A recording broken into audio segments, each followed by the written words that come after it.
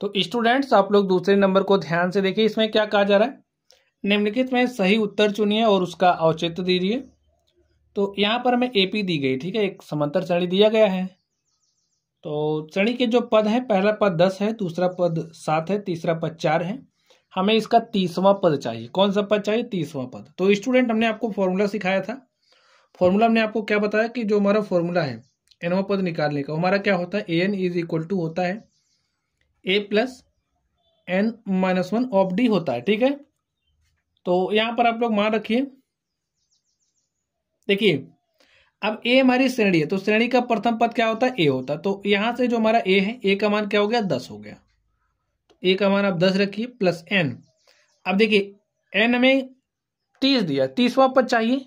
तो यहाँ पे हमें कौन सा पद चाहिए? 30वां पद, यानी कि a30। तो n का मान यहाँ पर हमने 30 रखा, तो यहाँ पर लिखे 30 माइनस 1 इंटू में d।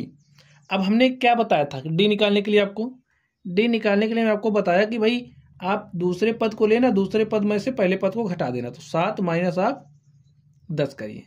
तो 7 में से हमने 10 घटाया तो हमारे पास -3 आ गया।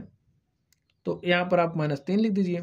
चलिए हल करते हैं। यहाँ पर देखिए 10 प्लस 30 में से आप 1 घटाओगे तो 29 आएगा, और 29 को -3 से मल्टीप्लाई करोगे तो 29 3 होता है 87। तो हमारे पास -87 आ गया, ठीक है। और यहाँ से देखिए -87 और +10, तो बताइए रिजल्ट हमारे पास क्या आएगा? -77, ठीक है। क्या आ जाएगा? -77। तो जो हमारा ऑप्शन आप लोगों को यहाँ पर देख पा रहे हैं, हमारा ऑप्शन नंबर जो सी है वो क्या है? करेक्ट है। -77 यहाँ पर है, तो हमारा ऑप्शन नंबर सी क्या है? करेक्ट है। चलिए अब हम लोग इस दूसरे पर चलते हैं और इसको हल कर लेते हैं। ध्यान दीजिए आप लोग, यहाँ पर श्रेणी दी गई है। तो चलिए प्रथम पद क्या दिया गया? -3। सर्वांतर निकाल लेते हैं। सर्वांतर निकालने के लिए दिस माइनस दिस करिए, ठीक है। -1/2 माइनस करेंगे -3, यहाँ पर लिखे -1/2, माइनस माइनस हो जाएगा +3, ठीक है। अब भाई हर बराबर करोगे तभी घटा पाओगे, तो यहाँ पर हर बराबर करने के लिए इसके ऊपर नीचे 2 से गुणा कर दिया।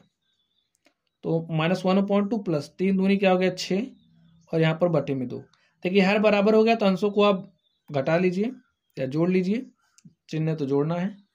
बटे में 2, तो 6 में से 1 घटाया, क्या आ गया? 5 बटे में 2। तो ए हमारा क्या आ गया? डी आ गया, हमारा सर्वांतर आ गया।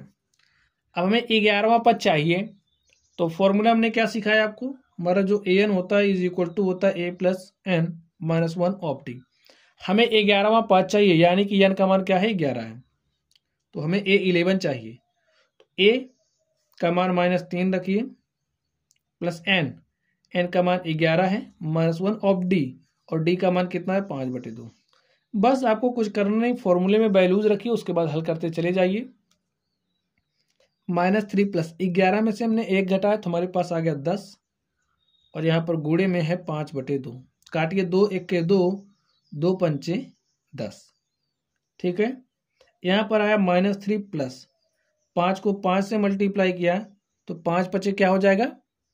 25, और 25 में से आप 3 घटाइए तो क्या आएगा? 22। तो जो हमारा 11वां पद है वो क्या आ गया? 22। तो कहीं पर भी आपको 22 दिख रहा है? हाँ। तो यहाँ पर जो हमारा ऑप्शन नंबर बी है क्या है? करेक्ट है।